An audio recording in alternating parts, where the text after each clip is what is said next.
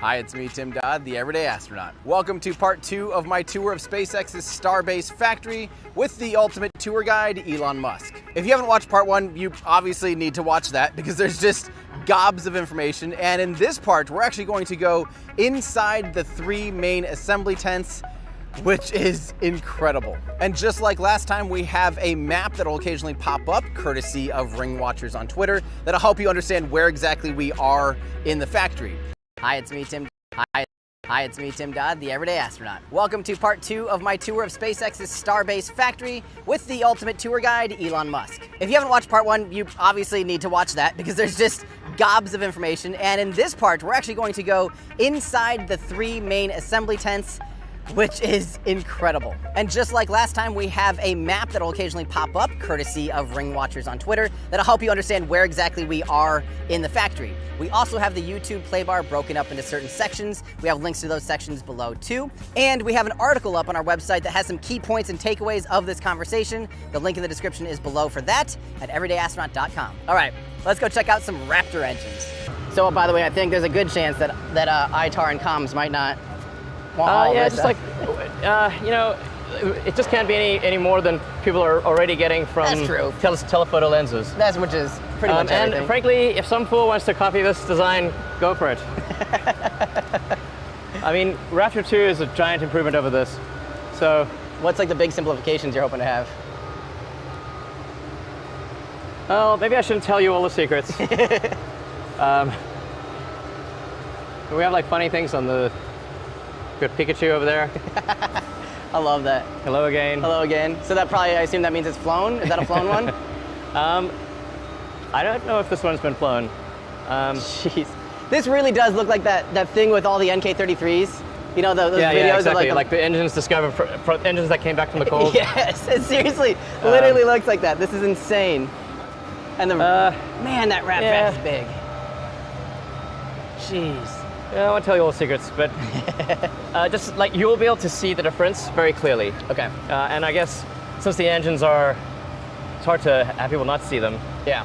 They will. You will. It's the Raptor 2 is visibly cleaner than Raptor 1. Like it's this sort of maze of plumbing and wiring doesn't exist on Raptor 2. Although it's already slimmed down a ton from like it used to look like a friggin' Christmas tree. Yeah. Like you couldn't even see the engine for all the stuff that was around it. No, you really couldn't. And now it's like, especially around the turbines and stuff and the pre-burners, it's, I mean, that used to be a whole, there's sensors every 2 millimeters. Yes. So RapVac or RaptorVac has its own regen channel on the extension, it looks like. Yeah, that's a steel tube wall, braised steel tube wall. That looks great. And it has a different profile too. That actually looks like the initial exit. Is there a different throat in it and everything, or is it? Throat's the same. Throat's the same? It's just the part after the throat that's the diverging section has a different angle. It's basically following a route contour for a higher expansion ratio. Yeah, yeah. What is expansion ratio again? Is it like 150 or something? No.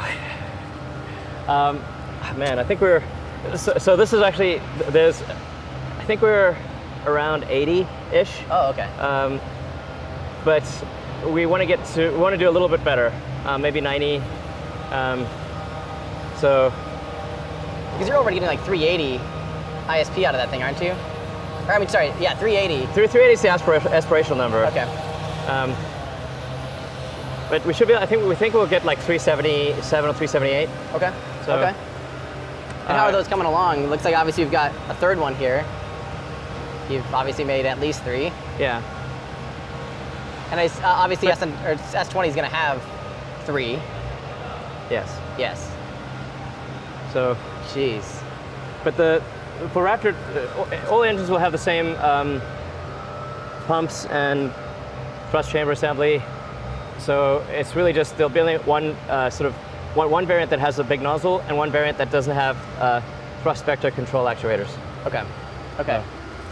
So that's going to be the difference between the R boost and the. Yeah, I mean it's basically the same engine minus PVC. Gotcha. So the outer shells that you're working on for the GSE are 12 meters. So there's a Raptor without the stuff. Looks practically naked. You're like, actually, that's secretly version 2. It's super simple. No. Version 2 will look a bit like that, actually. Really? It's very tight. Really? I mean, again, kind of when you look at some of those Soviet engines, they were also like incredibly simple looking. I'm guessing they just obviously didn't have them wired to the gills with electronics though either, you know? They simply did, back in those days, they did not have good electronics. Right. So there's nothing to... There's nothing to wire. Yeah. Yeah. Is how much like, I feel like you iterate this quite a bit and remind people that it's failure kind of is an option. Why do you think people are so afraid to fail, and why do you embrace it, or how do you teach that culture even that it's okay when you're not even trying to like, you know, SN8 is a perfect example. You weren't trying to like do a mission, you're just trying to get data out of the thing. Yeah. We have just a fundamentally different optimization for Starship versus, say, like the polar extreme would be Dragon. Like Dragon, there can be no failures ever. Everything's got to be tested to, you know, 6 ways to Sunday. There has to be tons of margin. There can never be a failure ever for any reason whatsoever. Yeah. So there cannot be, we can't be, so that's like extreme conservatism. Then Falcon is a little less conservative. It is possible for us to have, say, a failure of the booster on landing. That's not the end of the world. Right. And then for Starships is like the polar opposite of Dragon. We're iterating rapidly in order to create the first ever fully reusable rocket, orbital rocket. And fully and rapidly reusable. Reusable in a way that is like an aircraft. So rapidly reusable rockets. It's a big deal. Yeah. That's the fundamental holy grail for making life multiplanetary. Where do you think the space shuttle failed in being, definitely rapidly would be a word you got to scratch off the list. And refurbishable might definitely be a better rapid. word. But where do you think it failed, and where do you think, like, what lessons have you learned that you know you're not going to be making on Starship? The space shuttle had almost no room for iteration because there were people on board. So you can be blowing up shuttles. Yep. So that's a big problem. Yep. Well, they did very, very little iteration. I mean, yeah, like very little. In fact, lack of iteration was the problem. Yeah. Because a lot of the issues they were aware of, but people were too afraid to make change. It's design froze. Yeah, because it's like, I mean, there was risk-reward asymmetry. So, big punishment for if you make a change and something goes wrong. Big punishment. If you make a change and it goes right, small reward. Yep. Yep. So, the issues with the O-ring and then with the insulation coming off and hitting the wing were, they'd seen this before. Yeah, they were known. They're known issues. Yeah. So, but because it had worked before, they're like, well, it worked before. Russian roulette works before. Right. So, look, I've pulled the trigger so many times. It must be no bullets. It must be no problem. Yeah. So, anyway, it's just it's hard to iterate though when people are on every mission. So, you can't just be blowing stuff up because you're going to kill people. Starship does not have anyone on board, so we can blow things up. Yep. That's really helpful. Do you have any considerations yet on any kind of launch escape, or are you just hoping that by the time you put people on it, you've flown it, say 100 to 200 times, and you're familiar with all the failure modes, and you've mitigated it to a high degree of confidence, or what's your... Launch escape, I think, is, you basically just need to fly a lot and have a lot of redundancy. So if you lose an engine on the booster, it doesn't matter, basically. If you lose multiple engines, it shouldn't matter. And you should be able to lose an engine on the ship, and everything's okay. Because launch escape is basically just protecting you for the ascent phase. And actually most launch escape systems only protect you for a small part of the ascent phase, because the typical launch escape system is a solid rocket motor on the tip of the capsule. Yep. Which then has to be jettisoned. It has to be jettisoned on every mission. So if it's not jettisoned, the crew dies. That's a failure mode right there. That's a failure mode. Yeah. So you have a state change post liftoff, which is bad. Then because the damn thing's so heavy, they also can't carry it all the way to orbit. So they'll typically jettison the escape system shortly after second stage ignition. Yep. Or final stage ignition. Yeah. So then you don't have escape all the way to orbit even. Now, at least with Dragon, we have escape all the way to orbit. So that's like, I think, safety improvement. Yeah.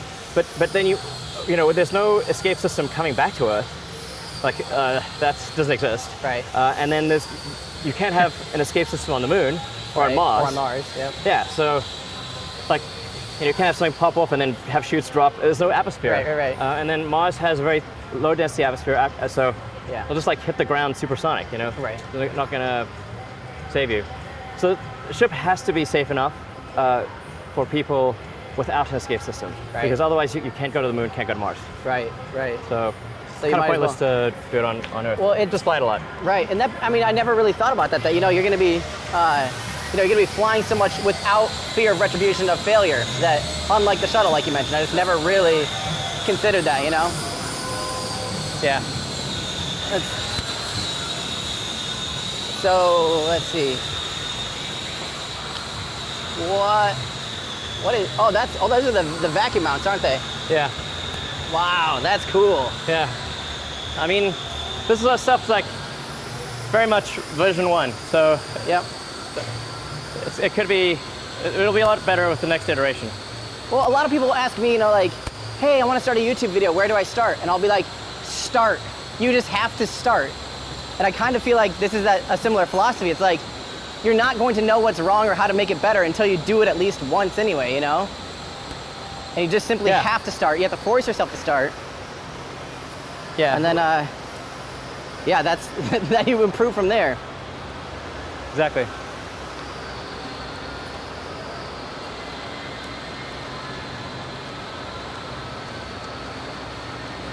Man, are you pretty used to the heat? I feel like it's pretty hot out here. It is hot. I mean, this is the worst. This is like summer, so. Right. That's just like the worst of it. Yeah. But it's not that bad. If you think just pretend you're in Hawaii. Right. There you go. So speaking of shuttle. I mean, I think it's a cool view. Oh, it's a really cool view. Oh, and thermal protection. It seems like you guys have made some, it looks like S20 is going to be pretty well decked out in the stuff. How are you feeling about the thermal protection system? You feel like that's a pretty good solution? We'll find out. Have they been holding up pretty good, at least on the low altitude stuff? As far as the mounting points and stuff like that? It hasn't full. I mean, it's still there. I mean, you can see the videos. Yeah. It takes off with the tiles and it lands with the tiles. Yep. And we have, I think, a good attach mechanism, which it seems like a good attach mechanism, because it allows, it's just mechanically attached with some play in the tiles, so the tile can move a little bit.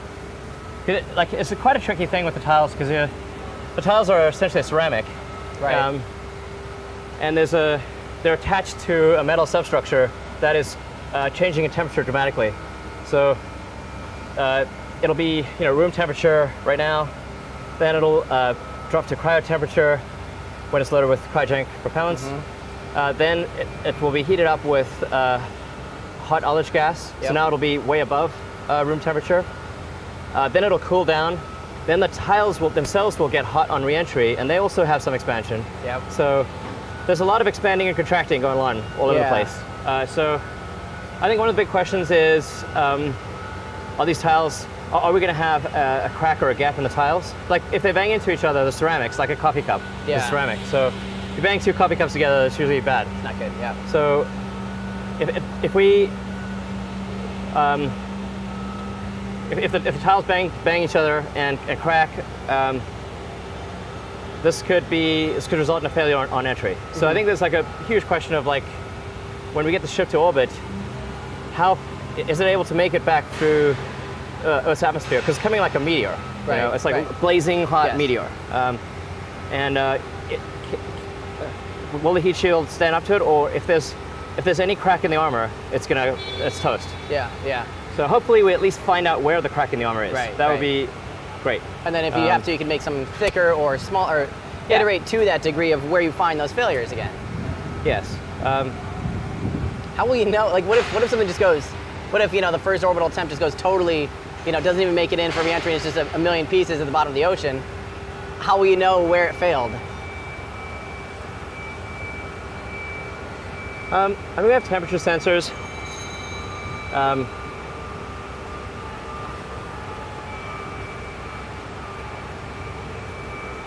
Nice. We'll probably need like some thermal images inside the tanks. So just like IR cameras. So you can see if a certain section is getting real hot. Yeah, IR cameras on the inside will show you what the backside temperature is. Yeah. Let you know if Leak Like, it's only going to propagated. pop if the backside camera, like it was, Right. frankly, I'm not sure, I take it back. If you just have a camera, Yeah, you'll know. Visual, Yeah. you'll see, is something glowing white hot? Okay, that's bad. Yeah. That's the bad part, Yeah. right there. So you don't even need a thermal imager, frankly. Yeah. The steel will glow white hot before it melts. Right. So You'll know. you'll know. It's so subtle.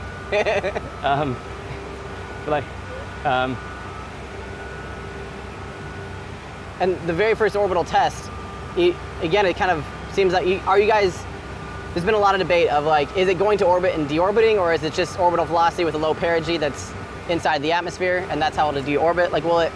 No, it's getting to orbital velocity, but but it's not circularizing its perigee. Yes. So it basically goes like 3/4 of the way around the Earth, but because we didn't raise the perigee, Yes. the atmospheric drag will pull it in. Yep. And the but if- velocity will probably be greater. Re-entry velocity will be greater that way, or similar. Similar. Yeah. It's not a huge difference. But it basically, it could easily, like, if you just puff like the attitude control thrusters or like the ullage gas alone could put it into orbit. So like Wow. raising perigee slightly Yeah. is easy. Yeah. It's like remarkably easy. So you just And want to raise it like a little bit. Are you hoping to actually recover the first one, or like No. try to even land, or any? I mean, is it going If to try to our fire goal its with the first one engines? is, first, for the first orbital launch, our goal is to make it to orbit without blowing up. Yeah. That's our goal. Yep. And frankly, if the booster even does its job and something goes wrong with the ship, I would still count that as good progress. Yeah. Like basically, actually, to be totally frank, if it takes off without blowing up the Right. blowing up the stand, stage 0, which Right. is much harder to replace than the booster, that would be a victory. Please do not blow up on the stand. That's my number one concern. But you keep calling you calling the stand stage 0? The launch system, Really? yeah, Huh. the The ground GSE, the tower, and all that stuff. stage 0, yeah. Okay. Yeah. That's. I got so spoiled now with again Soviet nomenclature. It's like there's 0 for like the boosters of Soyuz, and Really? the core is 1. Okay. And then what I would call opposite. The boosters are 1, core is 2. But what like the next upper stage, or what I would consider stage 2, is stage 3. So it's really confusing. And I kept being like, oh yeah, third, second stage, and they're like, no, that's third stage, So Well, it's stage almost, 0, the launch system, yeah. the launch mount, the flame diverter, Yep. sort of, Yep. Sort of. the big tower, Yeah. the propellant farm, and all that's basically, all the lines and everything. That's stage 0, and it's very hard. Yeah. It's harder for us to make a stage 0 than to make a booster or a ship. Okay. So Hopefully it doesn't blow. yes, that would be great. And then, like the best case outcome for the first flight would be that the booster does its job and also is able to relight the engines, and it's going to splash down. Yep. In the Gulf. Only like 20 miles out or something, right? Yeah, Or not far. Relative.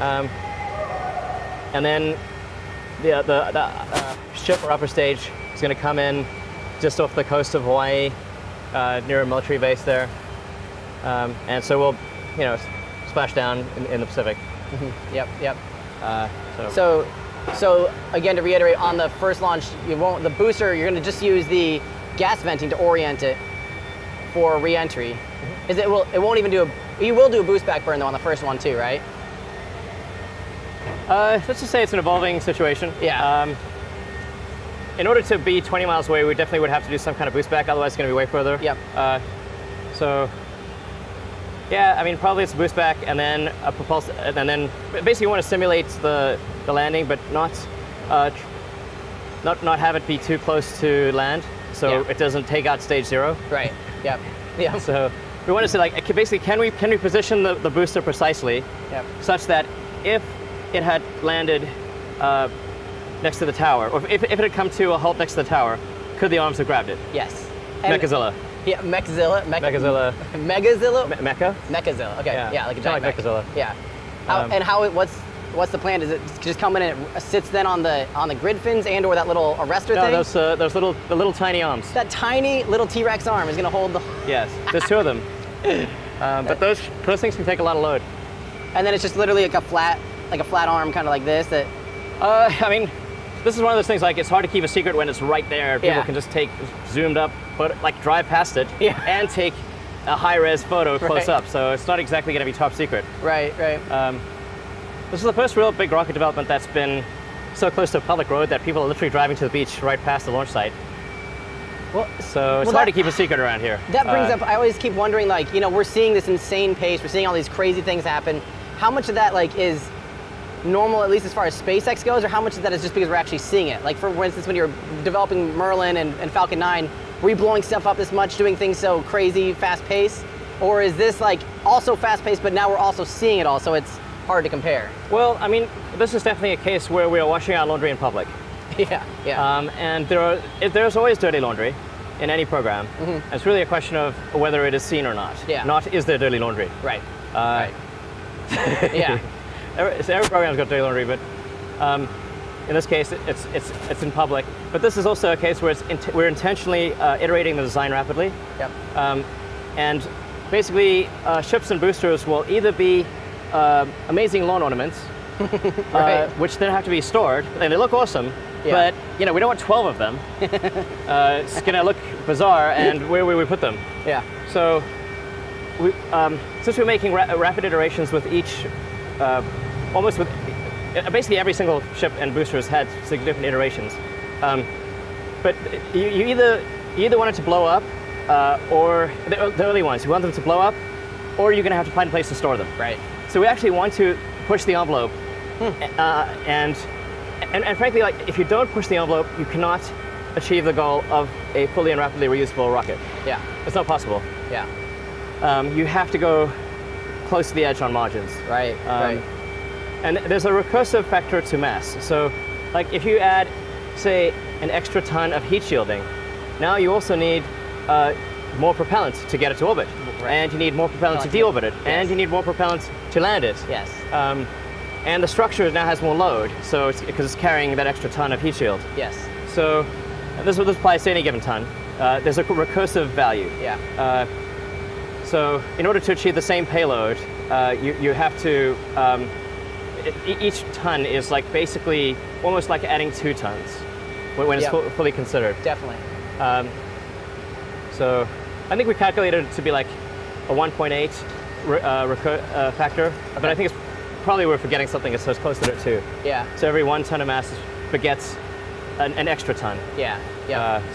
So what's, for instance, like what's S20's dry mass kind of looking like?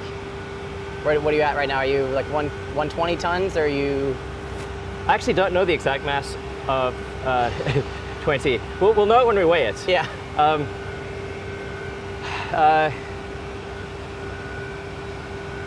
There's a lot of parts that have not been weighed. Yeah. So like, what is it actually? I mean, I hope it's not too insane. Ideally, it's dry. Its dry mass is hopefully not much more than 100 tons. Really? So, yes, but then you say like dry, do you mean not counting the air inside it? Right. Because by the way, the air mass is non-trivial. No, it's not. This is a giant volume.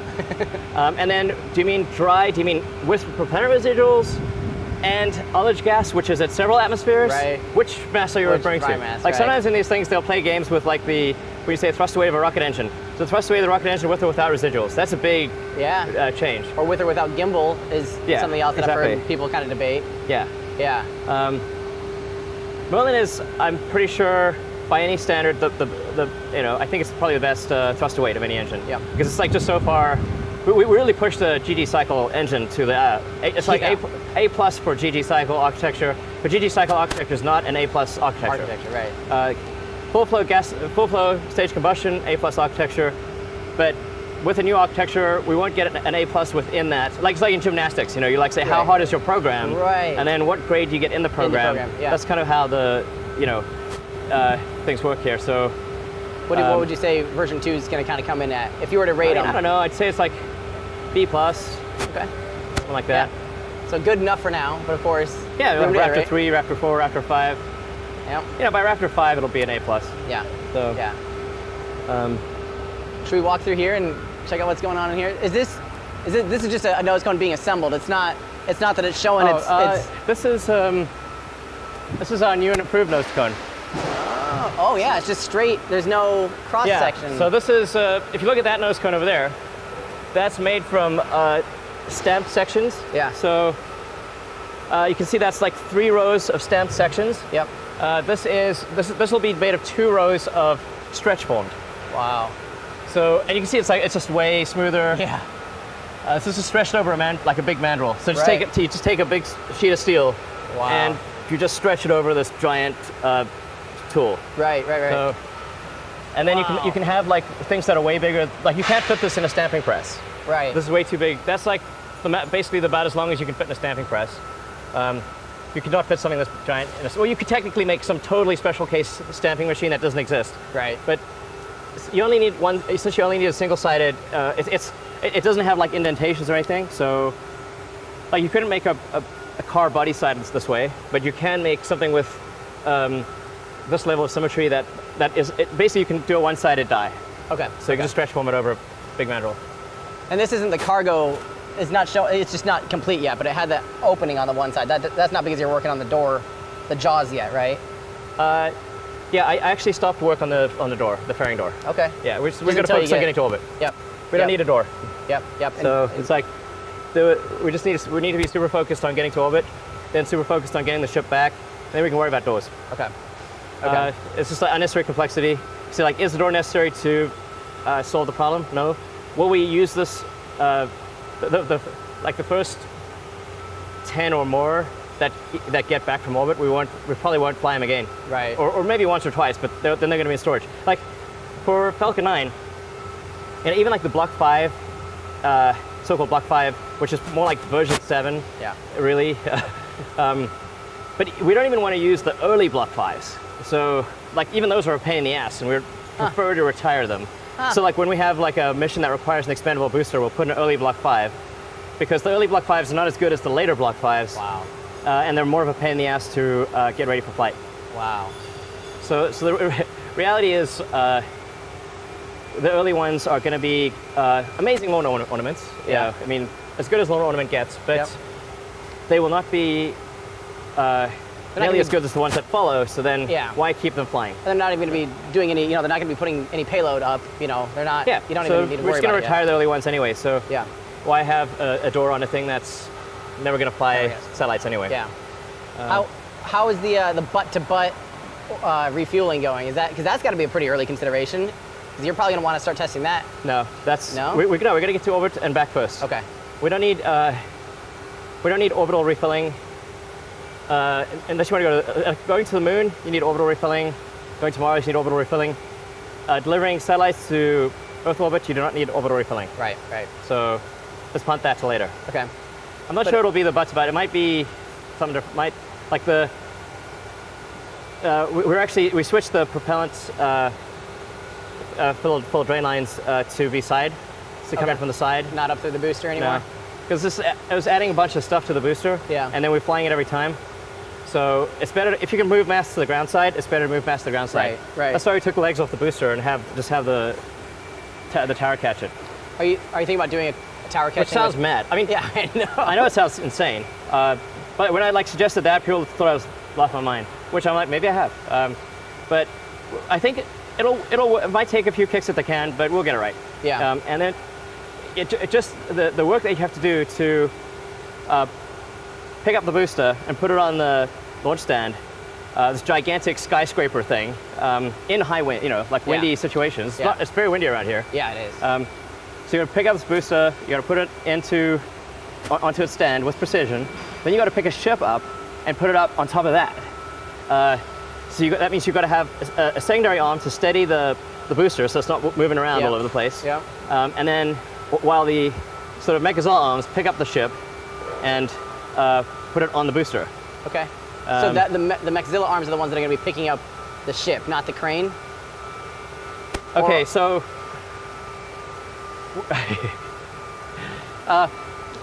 it's very important to appreciate that everything you see here is a work in progress. Right. What is said last week may be untrue next week. We've seen that a few times. Yes, it could be that we were actually just literally mistaken, a miscommunication, any one of a number of things. Yeah. We just had a better idea. In the case of, for the first stacking, we're going to do that with a crane. Yeah. We will, so, yeah, Marvin the Martian right there. I love that. So, the first one we're going to stack with the crane. because otherwise we'd have to wait for all the mechanisms to work. So we're like assembling the arms and basically putting Mechazilla together. But in the meantime, we could be launching. Right. So let's not wait for the tower to be completed. We've got like the second biggest crane on Earth. We don't necessarily want to have the second biggest crane on Earth just sitting there forever. Right. But it can be there for the first stacking. And then from the first stacking, then we can figure out, just like, do we have the hold downs work? Or the launch mounts, I should say. Yeah. So it's really quite a complicated launch mount. It's got like basically 20 mount points. Right. And you got to line those things up and then put the booster on it and have the, does it fit? Mm-hmm. Okay, it won't fit. Right, basically. right. Now we got to adjust it. Yeah. Okay. That launch ring is 370 tons. Right. So, and it's going to tweak, like you move it from one place to another, it tweaks. Yeah. It doesn't stay exactly the same. So we're going to have to like jiggle it around a little bit, put in some shims and stuff, and fit the booster. Yep. So we want to do that soon. We should be done with this booster, I don't know, next week. Yep. So, wow. So then we want to mount the booster next week. That's gonna be insane to see. Yeah. We're gonna try to put the ring on the stand, the launch ring on the stand tomorrow. Wow. But we may not succeed. We'll see. Yeah. So probably the second flight will use. I mean, it's very likely the second flight will use the tower. Okay. Second flight will use. Oh, so the first flight might still just use the suborbital pad. No, it's going to use the. It's got to use. It has to use the orbital pad. We can't. The orbital. Yeah. The suborbital pad cannot take the full weight of the stack. It's going to get crushed, and it doesn't have enough height. So Yeah. the rocket would blast itself in the face. It's too low and too weak. Yeah. Okay. We got to launch it from the super beefy stand. Yep. But we don't want to wait until everything's ready with the tower just to stack. Okay. So how will you secure it then when it's stacked? Like, just drop the Starship on top Have the crane hold it until it's launch time, and then. No. We do need the QD arm to work. Yeah, oh, right. So that can be a stability thing. Yeah, it's exactly. It holds it. It stabilizes it and transfers propellant. If we don't have that, we can't load prop in on the ship. Right. Okay. So that has to be complete. Yes. But not necessarily the arms and everything else going on at that point. Yeah. So yeah, at exactly. this point, what I thing? mean, we're like I said, there's a lot of moving pieces here. So some of this could be ready in time. It's possible that the tower could be ready in time, in which case we'll use the tower. Yeah. But if the tower's not ready in time, we'll use the crane. Okay. Yeah. So at this point in development, what things are you being kept up by at night? Like, what's the thing you're like, oh, we just need to, do this or this better, or we really, I can't sleep because we haven't figured this out yet.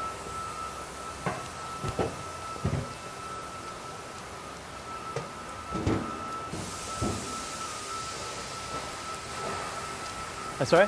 Yeah. So what things are just totally keeping you up at night at this point? What's the thing that you feel like you still have to solve at this point? I mean, there's a long list. So, what's at the top of that right now for you, at least personally?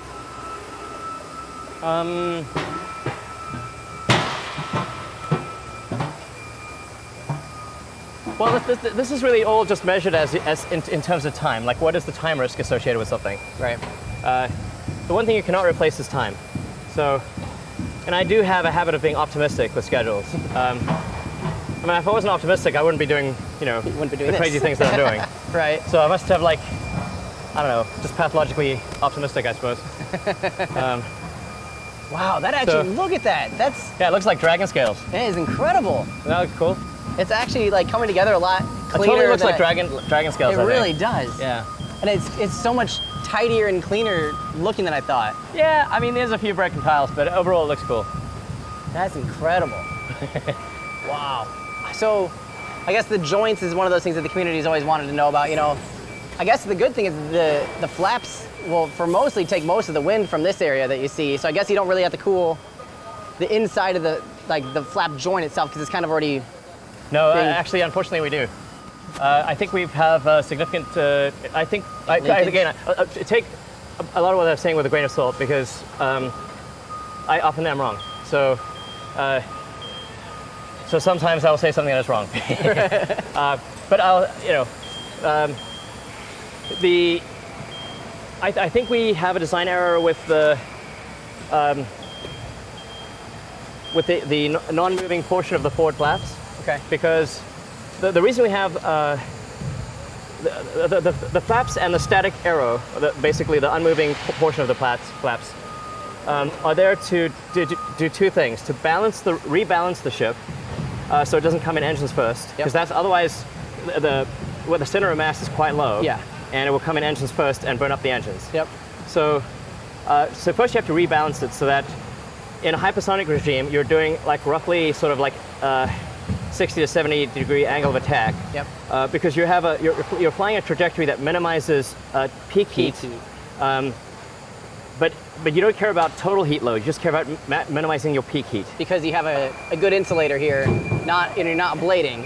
Yes, exactly. So if you have an ablative heat shield like Dragon, technically Dragon is like fairly reusable actually because it's sort of like a brake pad. You could fly it many times. Yeah. Because it's got so much margin. Yeah.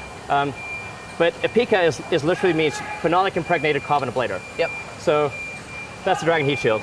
So Dragon is like, hey, let's have give me a high peak heating, but don't make my total heat load high because what Dragon is trying to optimize for is what is the heat pulse when it's under parachutes, and it's been the heat pulse moves through the tile and then reaches the back to where it's bonded to the carbon fiber composite sandwich structure. Yep.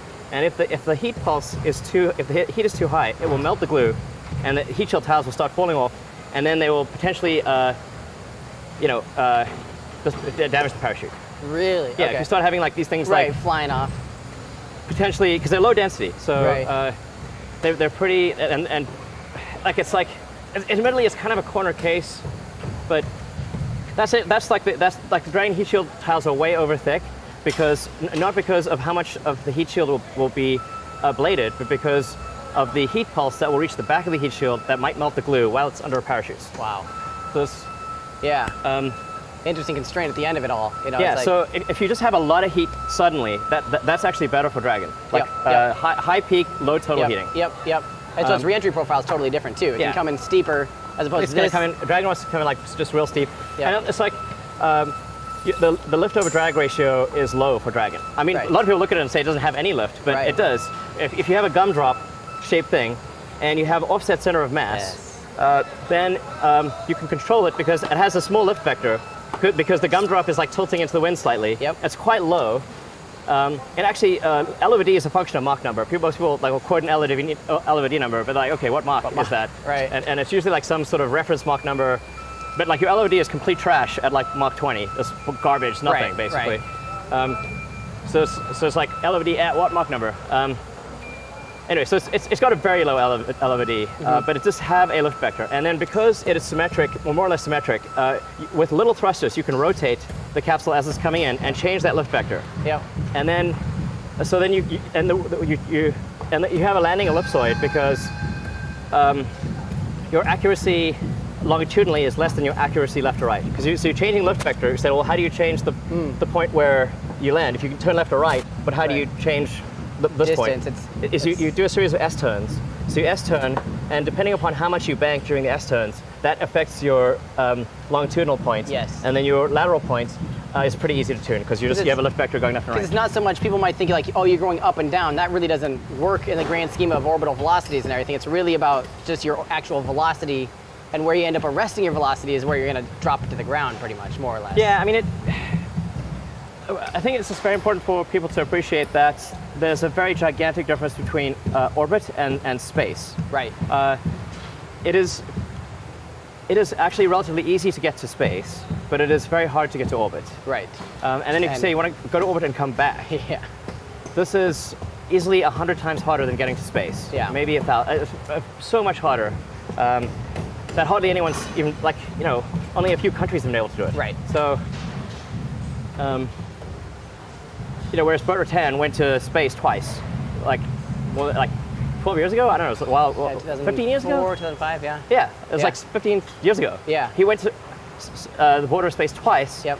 And didn't even need, they didn't even scorch the paint. Right. So that's like, it's really not very hot if you didn't even burn the paint. Right, that's true. Yeah. That's true. Whereas this needs like really intense heat shielding or it's gonna get to, blow up basically. Yeah, yeah. It's crazy to see now, honestly. So is there some considerations to make the fix? Can we go out this way or is it? Yeah, I mean, just don't let anything drop on your head. All right, deal. So there's another barrel section of S20. I mean, it looks a little garage shop, to be frank, but it's like weirdly like super advanced technology with garage shop. Well, it is very unique of you guys to basically build the rockets first and then start building a factory around it. Yeah, because the production system is the actual hard thing. Right. The rocket design is relatively easy compared to the factory. And these tiles are actually made in Florida at a SpaceX factory, which is called a bakery. In Florida. It's next to a Ron John's, literally. What's the future for Florida with Starship? Are you gonna get it flying 100%, get it all figured out basically, at least get like orbital version ready, and then start setting up shop in Florida? Do like? Yeah, I think we want to kind of iron out the major issues here, and then we'll certainly be launching Starship from the Cape. We might do more at the Cape, but we'll certainly be launching Starship from the Cape, and like I said, we make the heat shield tiles, which is actually quite a big factory to make these heat shield tiles, not a small factory. So next to Ron John's? I didn't. Well, technically it's next to a Ron John's distribution warehouse. Okay. Okay. Literally, I was like, is that a surf shop? Oh, so it's like, yeah, or maybe it's like a factory. I don't know, but it's got a Ron John's logo. Cool. But the factory, the SpaceX heat shield tile factory is quite big. It's not tiny, because there's a lot of you need to make a lot of these tiles. And for the most part, I'm surprised at the taper. It looks like they're all still uniform tiles, which obviously is a huge improvement compared to the shuttle. Instead of having 24,000 unique tiles. As you can see, we're figuring it out. I'm surprised though, even as the area tapers, it's not. I would thought. Man, I would have wear. Mara's head of heat shield engineering. It's like I'm gonna text him like, "Yo, man, what's going on?" It doesn't seem like there's a ton of unique. They mostly look uniform, which obviously will help with. Yeah, they're not all uniform, but a lot more in the shuttle. What's your expected? What are you hoping to get for reuse out of these things?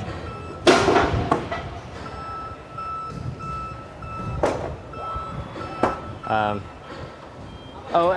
mean, no meaningful limit. As many as you want.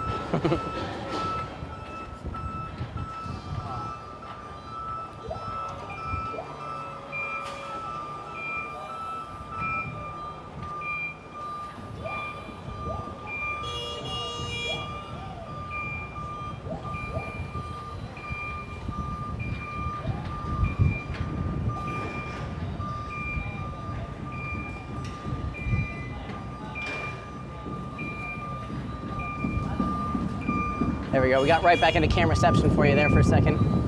Camera inside a camera.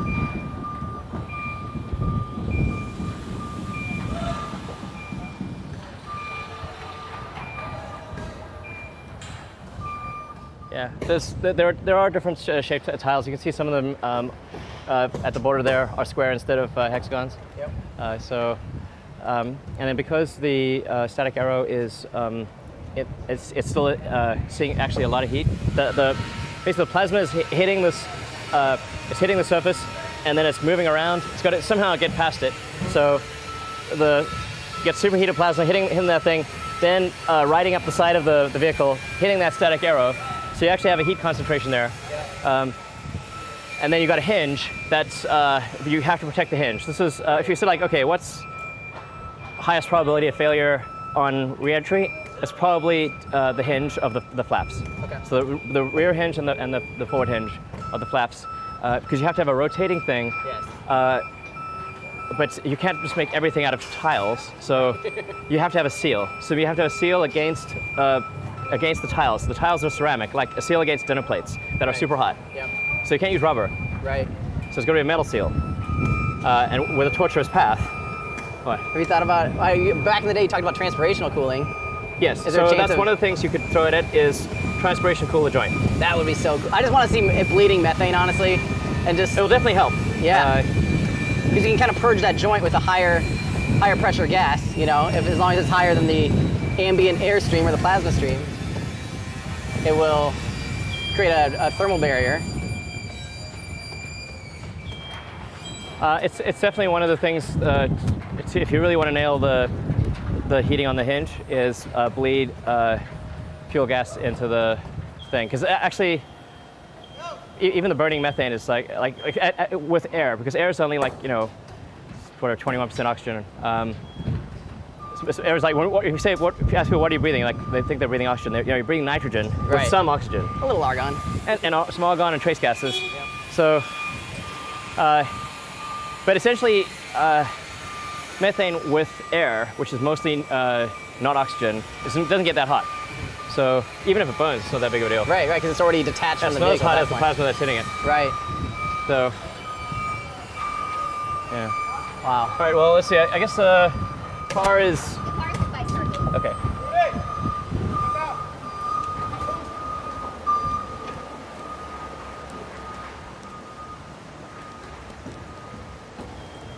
So each tent's kind of a designated, one's like barrel section, one's nose cones, and one's one's just kind of the thrust pucks and stuff. Or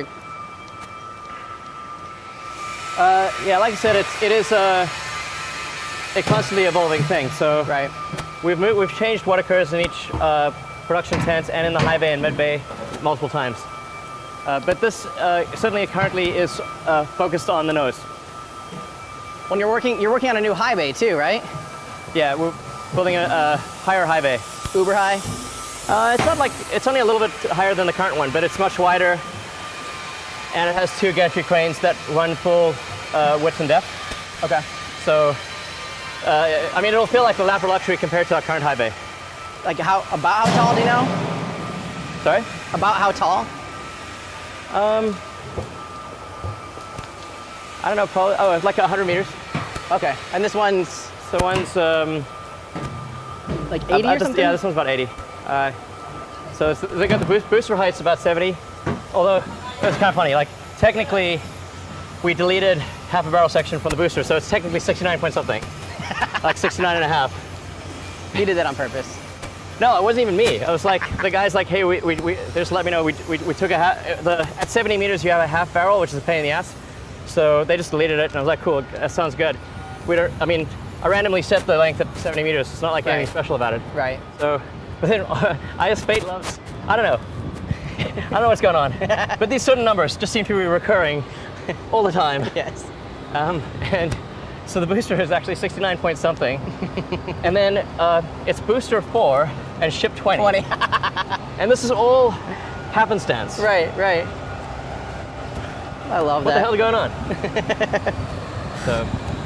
Well, oh yeah, someone had figured out that, what was it? It was like, I don't even remember what it was. Something like you were 69,420 like days old or minutes old or something when you went on SNL or something. Like it was like, what? Some ridiculous. Are you serious? Yes, it was like the weirdest. No, I was born 69 days after 420, by the way. Oh yeah. Come on. Come on. It's just ridiculous. It's ridiculous. That's so funny. I mean, what the hell? Oh man.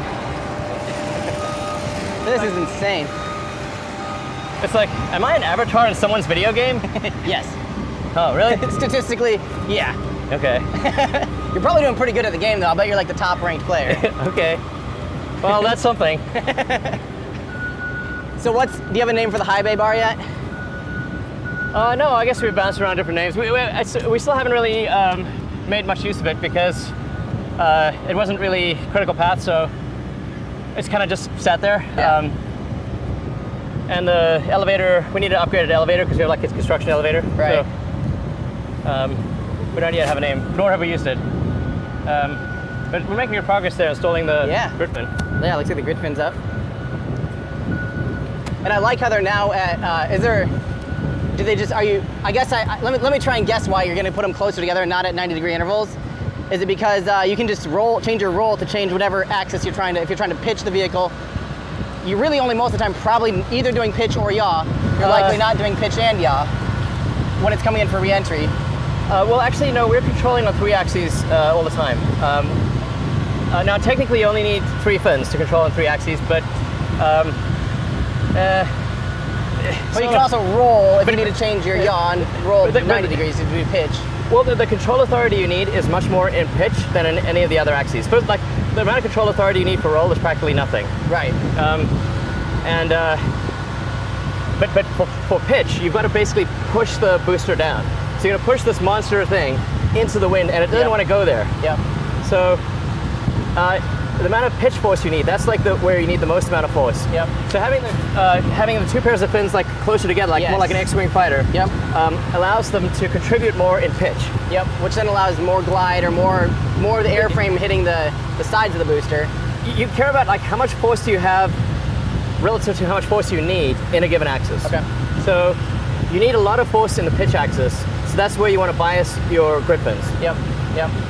You could arguably say they should be biased even closer together than they are currently. Yeah. But this is a reasonable guess. In between. Yeah. Well, because this might end up pitching over more than the Falcon 9, because the Falcon 9 pitches pretty hard, but it's skinnier, and of course has less control authority with the 90-degree thing. So maybe this could pitch even more and arrest more of its velocity. It's actually you've got various things that are better. Some things that are better. Some things that are worse. You can leave it like an airplane, like an empennage, where you've got a rudder. Yeah. A rudder and an elevator. Yep. And if your elevator is far away from your center of mass, then the amount of force you need is less to change the angle. Like just think of it like a seesaw. Yeah. You got a seesaw and or a wrench, and if you have a long wrench, it's easier to turn than a short wrench. Yep. So if you have a shorter booster, a short booster is harder to turn than a longer booster. Depending on where the control surface is relative to your center of mass. Okay. The center of mass is the kind of the where the seesaw, like it's seesawing around that center of mass. Okay. And center of pressure. You got 2 things basically. It's like it sounds more complicated than this, but basically it's a teeter-totter or seesaw. That's where there's a center of pressure and a center of mass. Yep. And it's going to basically just rotate around that. Yep. Yep. So if you've got a long stage where the grid fins are far away from your center of mass, then you need less force to turn it. To turn it. Yep. So basically, Gotcha. That makes sense. If you had like a really short stubby thing, it would actually be quite hard to move it. To move it. Yeah. But at least as far as the fineness ratio, this has a lot more potential since it's wider to actually use the atmosphere to slow down before it even has to light its engines. Because like, you know how New Glenn has those strakes on the side, and it looks like they're really planning to almost, fly the thing for a little bit, at a pretty high angle of attack compared to the relative wind stream to really let the atmosphere slow down the vehicle as much as possible. You guys have a pretty, compared to Falcon 9, is a lot finer or a lot less fine ratio. It seems like you get a lot more lift out of the thing. Realistically, this is going to come in at something close to terminal velocity. Right. Oh, so, yeah. Because you're trying to get to a precise point. So it's very difficult to do a fast pitch up maneuver. And also get caught by the tower. Right. Like if you've got a very big landing area, then you could do that maybe. Right. But if you want a precise landing, you can't do like a sudden pitch up at the end. And then you've got sort of pretty big moments of inertia here. Like this, big things don't move like small things. Right. So like you don't see a super tanker dashing around like a speedboat. Right. This is like in a rocket form of a super tanker. So it doesn't move fast. It's like yeah. It's like way bigger than a whale. So yeah. Yes, it is. So it's just not going to move fast. Right. Although ironically, liftoff will be weirdly fast. Yeah. But it's yeah. Big rotating things always move slower than small rotating things. Yeah.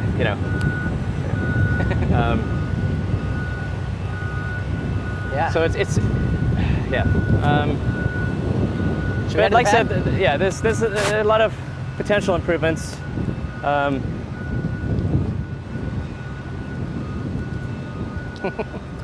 mean,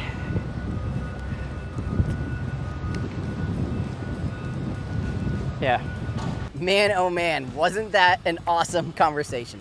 Now in part 3, we're gonna be taking you down to the launch pad, and you're gonna be able to see Elon just walking around at work. It's super fascinating. Again, thank you, Elon, for spending so much time hanging out with me. I'm glad that you had fun, and it looks like maybe we'll be able to do this again. You know I'm game for that. And SpaceX, thank you so much for allowing me to share all this awesome stuff with everyone. But I owe a huge thank you to my Patreon supporters for helping make this and everything we do here at Everyday Astronaut possible. If you want to gain access to some exclusive live streams and also our awesome Discord community where we talk about everything spaceflight all the time, head on over to patreon.com/everydayastronaut. And while you're online, be sure and check out our awesome web store where you'll find shirts like this, the full flow stage combustion cycle shirt, and the hoodie, and the Aerospike shirt, and the rest of the schematics collection, or the Future Martian collection. You'll find lots of fun stuff at everydayastronaut.com/shop. Thanks, everybody. That's gonna do it for me. I'm Tim Dodd, the Everyday Astronaut, bringing space down to Earth for everyday people.